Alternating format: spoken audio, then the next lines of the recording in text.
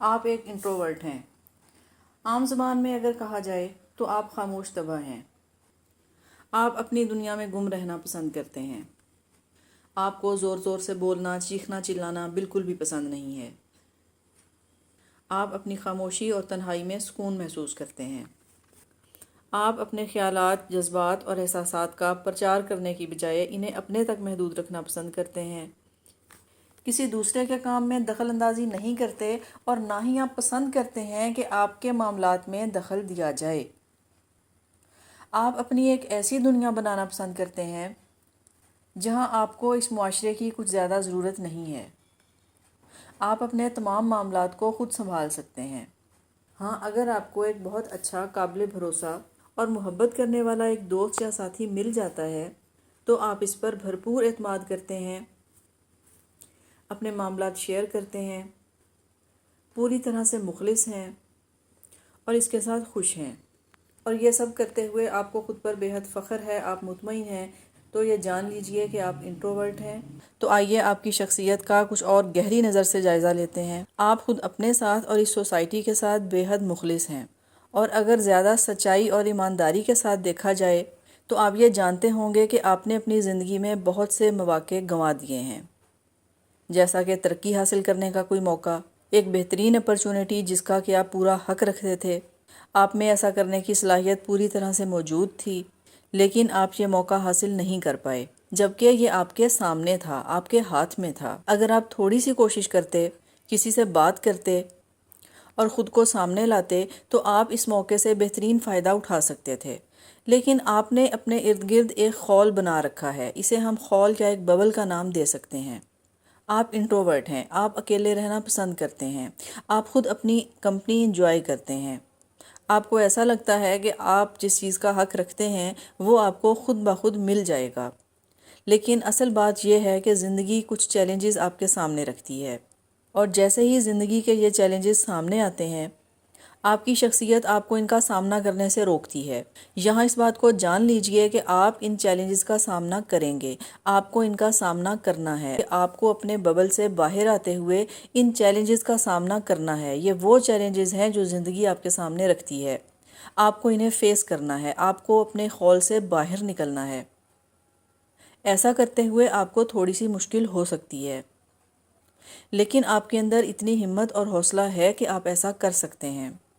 اس point پر اگر آپ اپنے حوصلے کو بڑھاتے ہوئے اپنے خول سے باہر آئیں گے، چیلنجز کو فیس کریں گے، خود کو سامنے لائیں گے، اور ایک ایسا موقع جس کی کہ آپ اہلیت رکھتے ہیں خود کو اس کے لیے ثابت کریں گے تو ہی کامیاب ہو پائیں گے، ورنہ انتظار کرتے کرتے آپ اس خول کے اندر رہتے ہوئے اپنی زندگی گزار سکتے ہیں۔ آپ کو پتہ چلے گا کہ آپ کی بجائے ایک ایسے شخص نے اس موقع سے فائدہ اٹھایا جو آپ سے کم اہلیت رکھتا تھا، جس میں خود اعتمادی آپ سے کم تھی، جو شکل و صورت میں آپ سے زیادہ بہتر نہیں تھا، جس کی قابلیت اور اہلیت آپ کے برابر نہیں تھی، لیکن فرق کیا تھا؟ آخر ایسی کیا وجہ تھی کہ وہ آپ سے آگے نکل گیا؟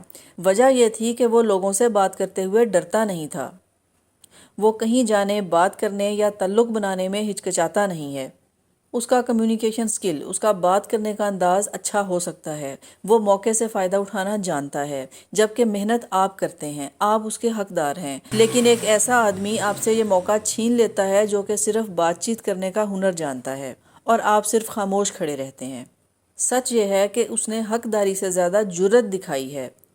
یہاں یہ جرأت آپ کو کرنی ہے، آپ کو فیصلہ کرنا ہے، آپ کو اپنے خول سے باہر نکلنا ہے، آپ کو اپنے حق کے لیے خود لڑنا ہے، کیونکہ آپ کسی سے زیادہ بات نہیں کرتے، خود کو الگ تھلگ رکھتے ہیں، اور اس وجہ سے آپ کی شخصیت کو ایک غلط رنگ میں دیکھا جاتا ہے، لوگ آپ کو مغرور سمجھنے لگتے ہیں، ایسا لگتا ہے کہ آپ کسی کام میں یا دوسرے لوگوں میں انٹرسٹڈ نہیں ہیں، جبکہ حقیقت میں ایسا نہیں ہے۔